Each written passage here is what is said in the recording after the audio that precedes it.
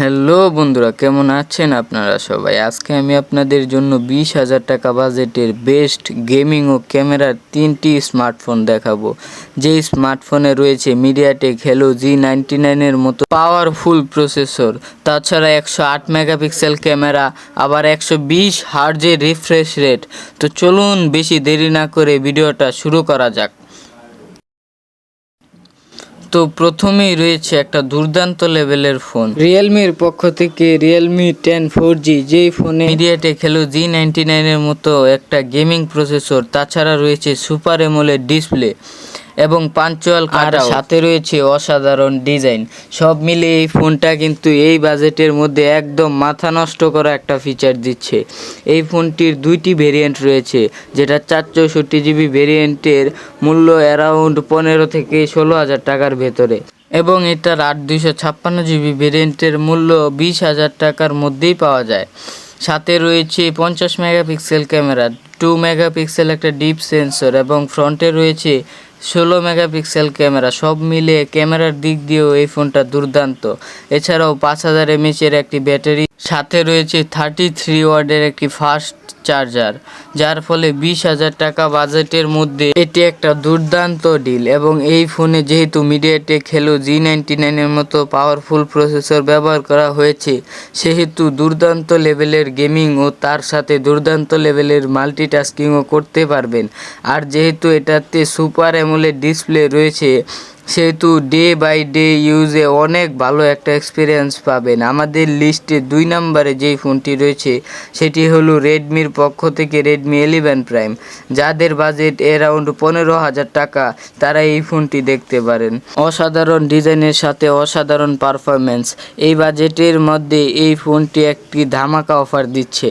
এই ফোনটা 464GB ভেরিয়েন্টের প্রাইসটা অ্যারাউন্ড 15,000 টাকায় পাবেন। আর আপনি যদি সাথে আরও 2 থেকে 3,000 টাকা বাড়িয়ে এই ফোনটার 128GB ভেরিয়েন্টটা নিতে পারবেন। এই ফোনটার ডিসপ্লেতে রয়েছে ফুল এইচডি IPS ডিসপ্লে এবং 6.58 ইঞ্চির একটি মোটামুটি বড় ডিসপ্লে। সাথে রয়েছে 401 PPI ডেনসিটিভিটি ও গেরিলা গ্লাস 3 প্রোটেকশন। মোট কথা, এই বাজেটে এই ফোনটা ডিসপ্লেতে মাথা নষ্ট করা সব ফিচার দেওয়ার চেষ্টা করেছে। এছাড়া পারফরমেন্সে রয়েছে মিডিয়াটেক হেলো G99, যেটা 6 ন্যানোমিটার আর্কিটেক্ট এবং 2.2 GHz একটি চিপসেট ব্যবহার করা হয়েছে, যেটা দিয়েও দুর্দান্ত গেমিংয়ের সাথে দুর্দান্ত মাল্টিটাস্কিং করতে পারবেন। যারা একটু হেভি লেভেলের ইউজ করতে চান, তাদের জন্য এই ফোনটা, তারা চাইলে এই ফোনটার 6128 ভেরিয়েন্টটা নিতে পারেন। আর এই ফোনটার ক্যামেরাতে রয়েছে ট্রিপল ক্যামেরা সেটআপ, যার মেইন শুটার 50 মেগাপিক্সেল, সাথে আরও 2টি সেন্সর রয়েছে। আর সামনে রয়েছে 8 মেগাপিক্সেলের একটি সেলফি। এছাড়া ফোনটাতে 5000 mAh ব্যাটারির সাথে রয়েছে 18 ওয়াটের একটি চার্জার। মোটামুটি একটা দারুণ প্যাকেজ। আপনারা যদি হেভি ইউজের জন্য একটা ফোন খোঁজেন, তাহলে এই ফোনটি দেখতে পারেন, আর এই ফোনটি আপনাদের জন্য সেরা হতে পারে। তো সর্বশেষে যেই ফোনটি নিয়ে কথা বলবো, তার আগে একটা কথা বলে দিই, আপনি এতক্ষণ আমার ভিডিওটা দেখছেন, তার মানে ভিডিওটা আপনার পছন্দ হয়েছে। তো ছোট ভাই মনে করে প্লিজ আমার চ্যানেলটা সাবস্ক্রাইব করে দেবেন, যাতে এরকম আরও ইন্টারেস্টিং ভিডিও আপনি আমার চ্যানেল থেকে দেখতে পারেন। তো সর্বশেষে যেই ফোনটা নিয়ে কথা বলবো সেটি হলো টেকনো স্পার্ক 20 প্রো।